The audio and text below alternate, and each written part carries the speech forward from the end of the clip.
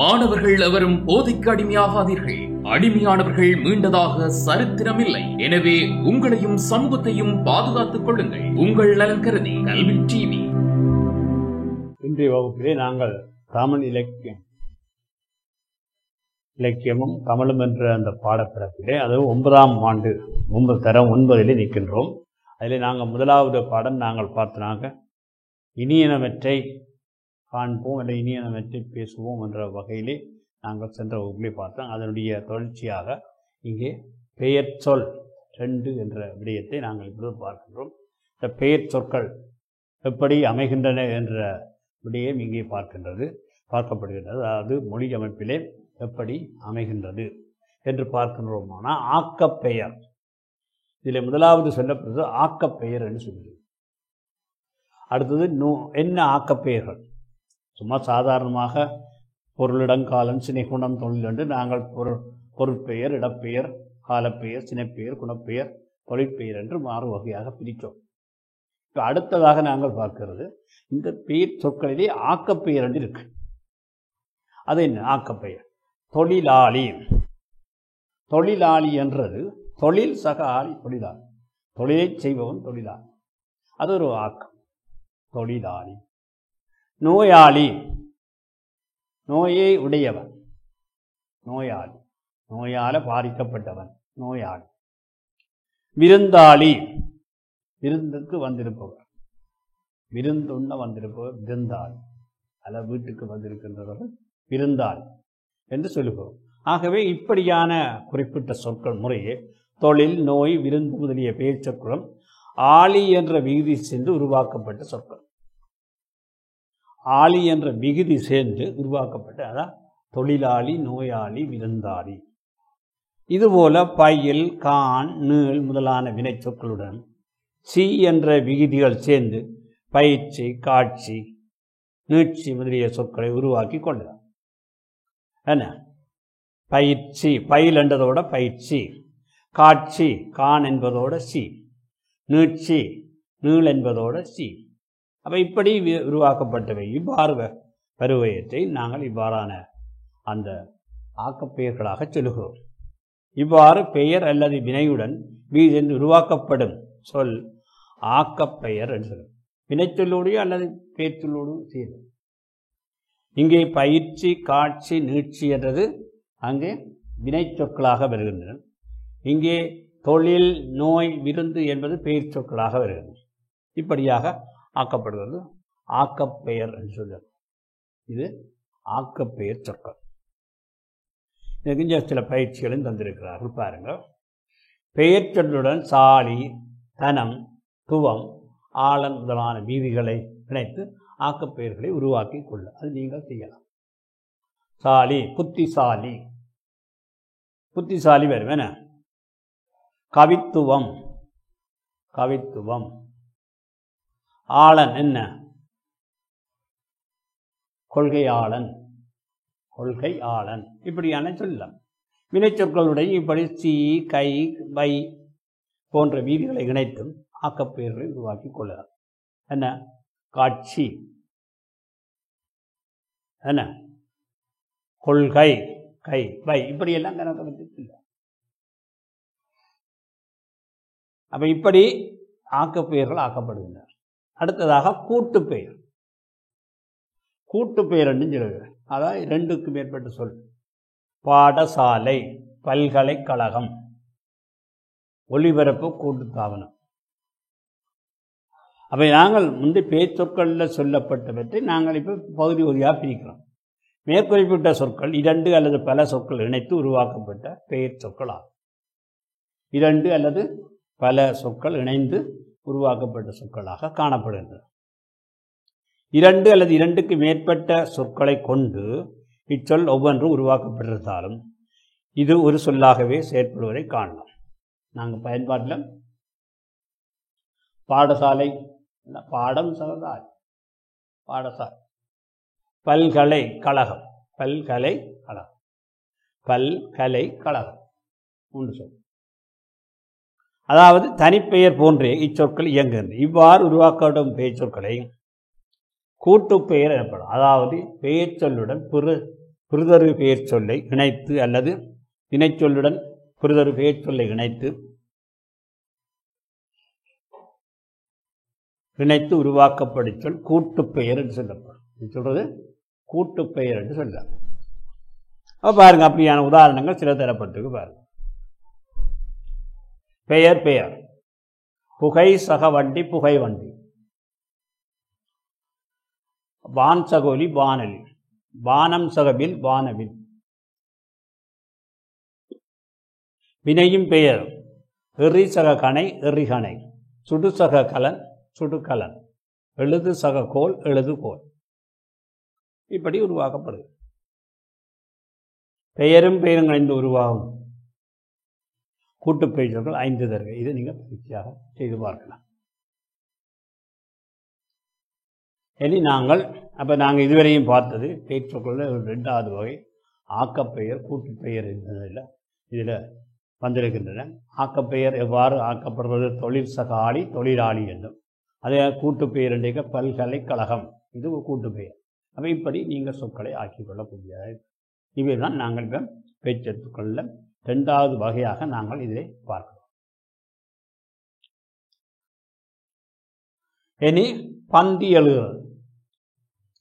ஒரு பந்தியை எப்படி எழுதும்? யாதாயும் ஒரு விடயத்தை விளக்கியும் விரித்து ஒழுங்குமுறையில் எழுதுவதற்குரிய அமைப்பை பந்தி.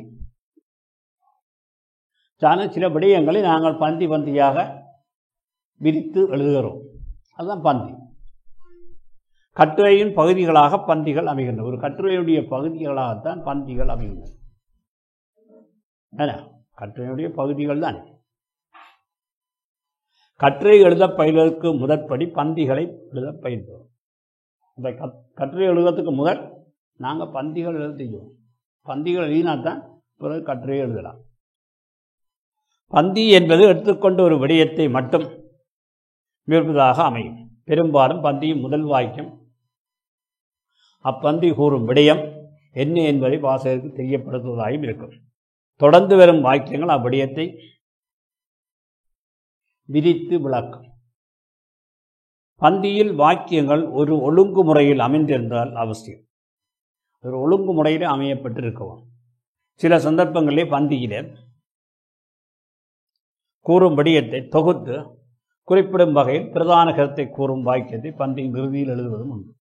அப்படியே எழுது. இப்போ பந்திகளை பார்ப்போம். பின்வரும் 2 பந்திகளையும் கவனமாக அவதானிப்போம்.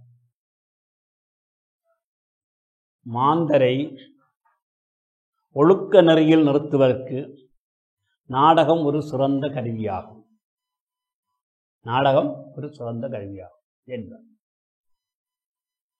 நல்ல நாடகங்களை காணும் மக்கள் அறத்தார் அறிந்து ஒழுகத் தலைப்படுவர். உயிருக்கு நலம் பயக்கும் உயரிய உண்மைகளை கொண்ட கதைகளே முக்காலத்தில் நாடக மேடைகளில் நடிக்கப்பட்டமையால்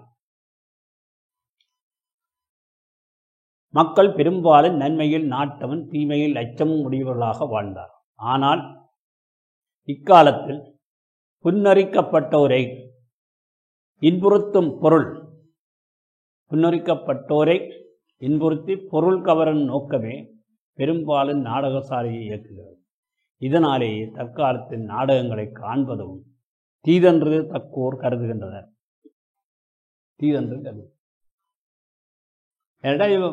வழக்கில் மாற்றம் பெற்று வந்துவிடும். முன்பு நல்ல உண்மைகளை, உயிருக்கு நலம் பயக்கும் உண்மைகளை கொண்ட கதைகள்லாம் முக்காலத்தில் நாடகங்களாக நடிக்கப்பட்டது.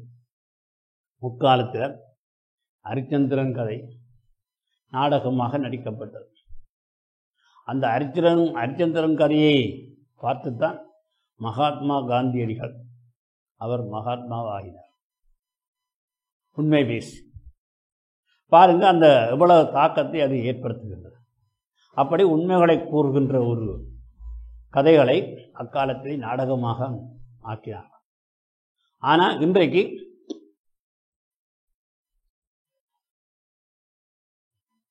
அதாவது புன்னறிப்பட்டோரை இன்புறுத்தி பொருள் கவரும் நோக்கமே நாடகத்தினுடைய நோக்கமே மாறிவிட்டது. முன்பு உண்மைகளை கூறி நாம் மாந்தரை நல்வழிப்படுத்துவதாக இருந்தது. இன்றைக்கு நாடகம் பார்க்கிறவர்கள், அதாவது அந்த நாடகத்தை பார்க்கிறவர்களிடமிருந்து பொருளை கவருகின்ற நோக்கில் நடக்குது. அப்போ பொருளை கவருவதற்கு அவர்கள் விரும்புகின்ற சுவைகளை அங்கே கூடுதலாக காட்டுவோம்.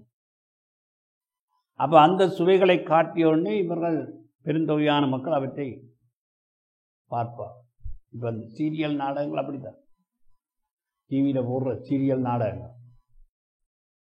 அப்போ அவர்கள் அந்த நாடகங்களுக்கு வரவேற்பு இப்போ இருக்கிறது காரணம் எங்களுடைய மக்களுடைய பார்வை தான். அப்போ அவர்களிடமிருந்து பணத்தை வசூலிக்கிறார், மறைமுகமாக பணம் வசூலிக்கப்படுது, அது நம்ம தெரியும். அப்போ இப்படி ஆகவே இந்த நாடகங்கள் என்பது முற்காலத்தில் என்ன மாதிரி இருந்தது, பிற்காலத்தில் எப்படி வந்தது என்பது இந்த பந்தியில் மிக அழகாக தெரியுது. இப்படி ஒரு பந்தி அமைப்பு கட்டாயம் என்ன விடயம் சொல்லப்படுதோ அதை விளக்குவதாக அமையப்பட வேண்டும். இது ராபி சேதுப்பிள்ளையுடைய ஒரு பந்தி. இன்னொரு பந்தியம் மறைமலை அடிகள் எழுதினார். பழங்கால காற்றினால் அசைக்கப்படாத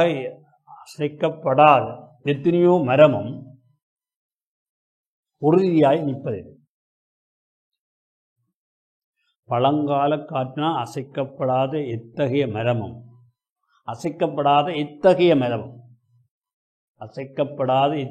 உறுதியாய் நிற்பதில்லை. ஆனால் அடுத்தடுத்து காற்றினால் அசைக்கப்படும் மரமும் உரம் ஏறப்பட்டு நிலத்திலே ஆழமாக வேறு ஊன்றுவார். இது என்ன பலகாலம் காரணம்? அசைக்கப்படாத எத்தகைய மரம். காற்று அடிக்கடி அசைக்கிற போது அந்த மரம் என்ன செய்யும்? இந்த காற்றுக்கு ஈடு கொடுத்து அந்த வேர்களை நன்றாக ஊன்றி அது நிலைத்து நிற்கக்கூடியதாக இருக்கு. இது என்னென்றால் பலகாலம் காற்றினால் அசைக்கப்படாத இத்தகைய மரம், பலகாலம் காற்றே படாது. அப்போ திடீர்னு காற்று வந்தால் டக்குன அது அசைஞ்சு போயும். ஆகவே உரம் பெற்று நிலத்திலே அழுத்தமாக வேரூன்றுவது. நாற்புறமும் அடைப்பாக பல பள்ளத்தாக்கள் வளரும் மரங்கள் எளிதில் முறிந்துவிடும் இயல்பின. எனவே அச்சத்துக்கு ஏதுவான நிகழ்ச்சிகளின் நடுவே உயிர் வாழப் பெறுவதே நல்லோர் ஒருவனுக்கு நன்மையை அளிக்கிறது. இதற்கு உவமை மூலம் சொல்கிறார். பள்ளத்தாக்கள் வளரும் மரங்கள் எளிதில் முறிந்துவிடும் இயல்பின. ஆனால் ஆகவே அச்சத்துக்கு ஏதுவான நிகழ்ச்சிகள் நடுவே உயிர் வாழப் பெறுவதை நல்லோர் ஒருவருக்கு நன்மையை அளிக்கிறது. ஏனென்றால் அவற்றை நடைபெறுந்த பழக அவன் அஞ்சா நெஞ்சனன் ஆகிறான். மேலும் எந்த துன்பத்தையும் துன்பமாக கருதாமையிலிருந்து எத்தகைய இடர் வரும் அதனை பொறுக்கவும் கற்றுக்கொள்கிறான். இது மறைமலையடிகள் சொல்கிறார். ஒரு உவமை சொல்லி அதன் மூலம் அந்த கட்டுரையை சொல்லுகிறார். இந்த பந்தியை நிறைவு செய்கிறார். பலகாலம் அசைக்கப்படாத எத்தகைய மரம் உறுதியாக நிற்பதில்லை. பலகாலம் காட்டினால் அசைக்கப்படாமல் இருந்தால் அசைக்கப்படாத எந்த மரமும் உறுதியாக நிற்காது. அடிக்கடி அசைக்கப்பட்டு கொண்டிருக்கிற மரம்தான் உறுதியாக நிற்கும் என்றுதான். அப்போ துன்பங்கள் வருகிற போதுதான் இங்கே பள்ளத்தாக்குகளில் வளர்கிற மரங்களும் அவை நல்ல நிலையில் இருக்கிறதுக்கான அவையும் அடிக்கடி இந்த தாக்கங்களில் தங்களை ஈடுபடுத்தி கொள்ளுகின்றன. அதனால் அவை அவற்றுக்கு ஏற்ற மாதிரி வாழ பழகி கொண்டுவிட்டன. ஆகவே அதை அச்சமின்றி வாழுகின்றன. அதே மாதிரி ஒரு நல்லோர் ஒருவனுக்கும் பல அச்சத்துக்கான நிகழ்வுகளுக்கு இடையே உயிர் வாழப்பெறுவது இன்றைக்கு நாங்கள் பாருங்கள், எத்தனையோ பிரச்சனைகளுக்கு மத்தியிலே நாங்கள் வாழ்ந்து விட்டோம். எத்தனையோ பிரச்சனைகளை எல்லாம் நாங்கள் தாண்டி விட்டோம். எங்களுக்கு எந்தவித பயமும் இல்லை. இந்த போர் விமானங்கள், குண்டு வீச்சுக்கள், போர்க்கால சூழல், இதுகளில் எல்லாம் இப்போ நாங்கள் வாழ்ந்து பழகிட்டோம். அது மட்டுமில்லை, இந்த கொரோனா வந்தது, இப்படி எல்லாம் வந்தது தான். இவற்றிலையெல்லாம் இப்போ நாங்கள் வாழ பழகிக்கிறோம். இனி எந்த கொரோனா வந்தாலும் சமாளிக்க தெரியும். பங்கருக்களை இருந்தும் படித்து முன்னேறியவர்கள் இருக்கிறார். குப்பி குளத்தில் படித்து முன்னேறியவர்கள் இருக்கிறார். ஆகவே அக்காலங்கள்லாம் இன்றைய மாணவர்களுக்கு தெரியாது. அப்போ அதுகள் அப்படியான ஒரு இக்கட்டான வாழ்க்கையிலே வாழ்ந்து ஓடி ஓடி குண்டு பொழிகுது, குண்டு மலை மாலை பொழுது, அதுகளுக்கு இடையில் ஓடி ஓடி கோயில்களில் போய் நிற்கிறது, கட்டிடங்களுக்கு பின்னால் நிற்கிறது, பிறகு வாரது, அது பிறகு பள்ளிக்கூடம் திறக்கிற போது பள்ளிக்கூடத்துக்கு போகிறது, படிக்கிறது, இப்படியெல்லாம் பல நிகழ்வுகளை எல்லாம் நாங்கள் சந்தித்திருக்கிறோம். எங்களுடைய தமிழ் மக்கள் அதில் சளைத்தவர்கள். அப்போ அவர்கள் எந்த இடத்திலையும் வாழ தகுதி பெற்றவர். எந்த இடர் வருகின்ற போதும் எதிர்கொள்ளுகின்ற ஒரு தன்மையை பெற்றுவிட்டார். அதைத்தான் நீங்க சொல்லுகிறார். பல காலம் காற்றினால அடிபடாமல் திடீர்னு வருகிற காற்றினால மரம் ஒரே காற்றுக்குள்ள அடிபட்டு நிற்கின்ற மரம் நிலையாக நிற்குது. பள்ளத்தாக்குகளில் இருக்கிற பயிர்கள் ஒரே சில வேளைகளில் வெள்ளத்தினால் அள்ளிட்டு போகும், பிறகு நிமிந்து நிற்கும், பிறகு வரும், பிறகு போகும். இப்படியான அந்த நிகழ்வுகள். அப்போ இப்படியான அந்த இடர்பாடுகளுக்கு பழக்கப்பட்ட பயிர்கள் எப்படி உயிர் வாழுதோ அதே மாதிரித்தான் நல்லவர்களும் வல்லவர்களாக பல்வேறுபட்ட அந்த கால சூழ்நிலையை வருகிற அந்த அச்சங்கள் அல்லது துன்பங்களில் இருந்து மீண்டு எழுகிறார். அவர்கள் எக்காலத்துக்கும் பழக்கப்பட்டவர்களாக என்ன, அவர்கள் உறுதியான ஒளிவுகளாக வாழ்கிறார். இதுதான் தர்சனம். அப்போ இந்த உண்மையை மிக அழகாக மறைமலை அடிகள் சொல்லியிருக்கிறார். அடுத்த பாரு,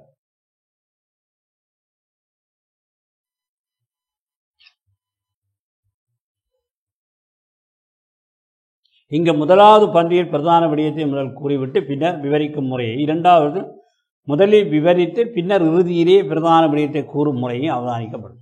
ஆக இவ்வித முறைகளையும் பின்பற்றி நாங்கள் பந்தி, அப்போ இது ரெண்டு பந்தியும் வித்தியாசமான பந்திகள். இவற்றை நாங்கள் அறிந்து அந்த பந்திகளை அமைத்துக் கொள்ளலாம். பந்தி எழுதுகிற முறை இதிலிருந்து நாங்கள் பந்தியிலிருந்து நாங்கள் பிறகு கட்டுரைக்கு போகலாம். பந்தியின் பண்புகள் என்னன்றதை பார்ப்போம். பந்தியின் பண்புகள், பந்தி எழுதும் படிமுறைகள். பந்தியை நாங்கள் என்ன மாதிரி பண்புகளை பார்த்து பிறகு சிறந்த பந்தியொன்றை பின்வரும் பண்புகள் கொண்டதாக அமையும். சிறந்த பந்திகள் தலைமை கருத்தொன்றை கொண்டிருக்கும். தலைமையான கருத்து ஒன்றை அந்த பந்தி கொண்டிருக்கும். தலைமை கருத்தை ஐயந்திரிபெற உறுதியாக முன்வைக்கின்ற தன்மை இருக்கும். அது ஆணித்தரமாக சொல்லுகிற தன்மை. பொருத்தமான துணை கருத்துக்களை, உதாரணங்கள், நியாயத்தக்கத்தை, விளக்கத்தை கொண்டிருக்கும். மாணவர் மனதிலே எழக்கூடிய வினாக்களுக்கு விடை தரக்கூடிய வகையில் பந்தி அமைந்திருக்கும். மேலே நீங்கள் வாசித்த 2 பந்திகளும் மேற்படி பண்புகளை கொண்டிருக்கின்றன என்று நீங்கள் ஆராய்ந்தே பார்க்கலாம். பந்தி எழுதுகின்ற படிமுறை. பின்வரும் படிமுறைகளை பின்பற்றி நல்ல பந்திகளை எழுதப்பழகும். ஒரு படி, பந்தியின் தலைமை கருத்தை வாசகத்தில் பதிய செய்யும் வகையில் முதலாவது வாக்கியத்தை எழுதவும். நம்ம பந்தியினுடைய தலைமை கருத்தை முதலாவது வாக்கியமாக எழுதி அதை விவரிக்கிறதாக வரலாம். படி 2, தலைமை கருத்தை ஐயந்திரிபெற உறுதியாக தெளிவுபடுத்தல்.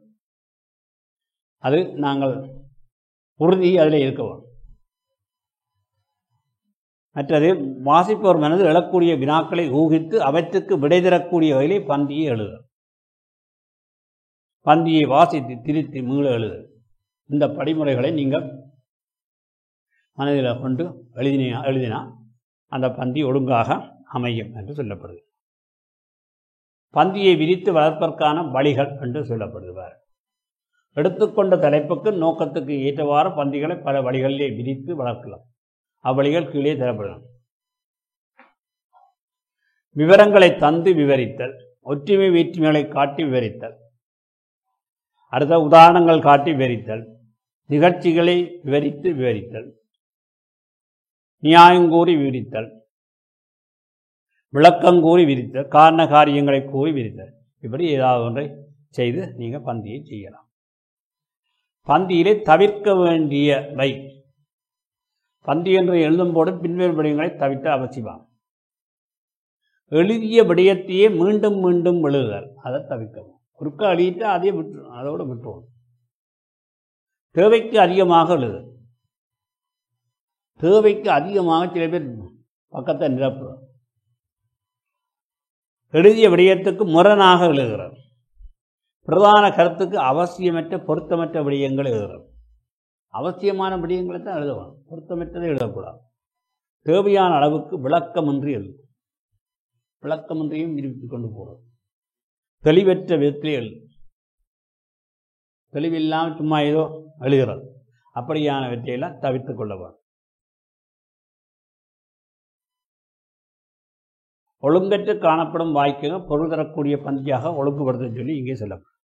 இந்த பந்தியிலே 5 வாக்கியங்கள் அதை ஒழுங்குபடுத்தி ஒரு பந்தியாக ஆகி இருக்கு. எது முதலாவது வரும், எது பிறகு வரும் பாருங்க.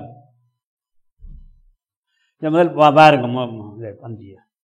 அத்தோடு அவன் முகம் வெயிலில் காய்ந்து கரிமையுற்று விளங்கும். பாம்பாட்டிகள் பாம்பு கடிக்குரிய சிகிச்சையை நன்கு அறிந்திருக்கிறார்கள் என்பது உண்மை. நாம் பாம்பாட்டியை இலகுவில் இனங்கண்டு கொள்ள முடியும். ஆனால் மந்திரத்தினால் பாம்புகளை தீங்கு விளைவிக்காமல் செய்கின்றன ரெண்டும் எண்ணுவது தவறாகும். அவனுடைய உடையின் தோற்றை ஏனைய மக்களுடைய உடையிலும் தோற்றத்திலுமிருந்து வேறுபட்டிருக்கு. இப்போ இங்கே என்ன விஷயம் சொல்லப்பட்டிருக்கின்றது இப்போ ஓரளவு உங்களுக்கு விளங்கியிருக்கு. அப்போ ஏதோ ஒரு பாம்பாட்டியை பற்றி தான் சொல்லு, ரெண்டதை பற்றி தான் சொல்லு. ஆகவே நாங்கள் ஏதோ முதல் வரும் ஏதோ பிறகு வரும் என்று அதை தொகுத்து பார்த்தால் அதை சரியாக எழுதிக்கொள்ள முடியும்.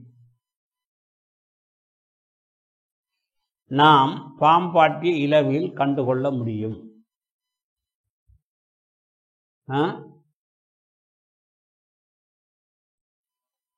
நாம் பாம்பாட்டிய இலவில் இனம் கண்டுகொள்ள முடியும். அவனுடைய உடையின் தோற்றம் ஏனைய மக்களுடைய உடையும் தோற்றத்திலும் இருந்தும் வேறுபட்டிருக்கும். அதை விளக்குறதாக இது வருகிறது. ஆகவே அடுத்ததாக போடலாம். ஏன்னா அவனுடைய உடையின் தோற்றம் ஏனைய மக்களுடைய உடையின் தோற்றத்திலும் இருந்து வேறுபட்டு இருக்கு.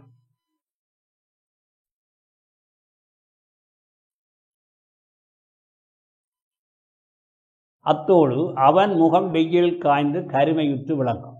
ஆறு அந்த பாம்பாட்டியை பற்றி தான் சொல்லப்படும். அத்தோடு அப்ப இவன் வேற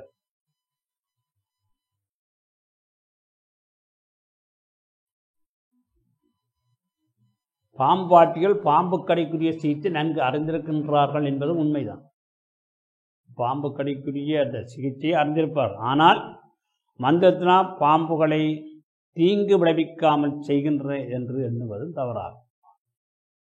மந்திரத்தினால் அந்த பாம்பாட்டிகள் பாம்பு கடிக்குரிய சிகிச்சைகளை நன்கு அறிந்திருக்கிறார்கள் உண்மைதான், அறிந்திருப்பார். ஆனால் மந்திரத்தினால பாம்புகளை தீங்கு விளைக்காமல் நாங்கள் என்னென்னா இப்போ நாங்கள் ஒரு பந்தி எப்படி அமையும் என்றதை பார்த்துருக்கிறோம். அந்த பந்தியிலே அந்த வசனங்கள் மாறுபட்டிருந்தால் அதை எப்படி ஒழுங்குபடுத்துகிறன்றதை பார்த்தோம்.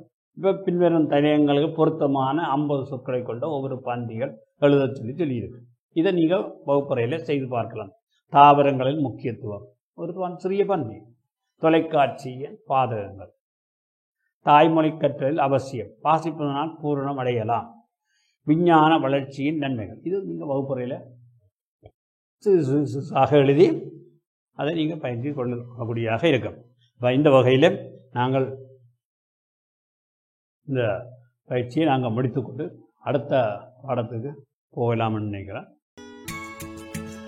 கல்வி டிவியில் புத்தம்புது நிகழ்ச்சிகளை உடனுக்குடன் பார்த்து மகிழ எமது Facebook மற்றும் YouTube பக்கத்தை லைக் செய்யுங்கள்.